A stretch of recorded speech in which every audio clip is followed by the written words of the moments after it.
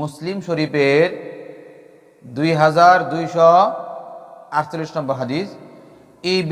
এই হাদিসের বিষয় হলো কিয়ামতের দিন যখন মানুষ কবর থেকে আবার উঠবে, সর্বপ্রথম কে উঠবেন?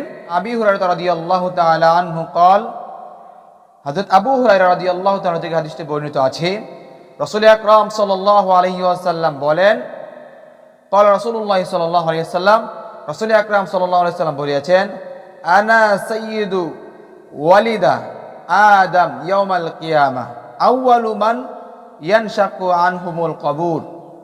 কবর থেকে কিয়ামতের ময়দানে আদম সন্তানরা যখন উঠবে, সর্বপ্রথম আমি উঠবো। হ্যাঁ, ও আউয়ালা শাফিন, এবং সর্বপ্রথম শাফায়াত করণে ওয়ালা যিনি হবেন সেটা হবে আউয়ালা শাফিন, সর্বপ্রথম সুপারিশ করণে ওয়ালা যে হবে সেটা হব আমি।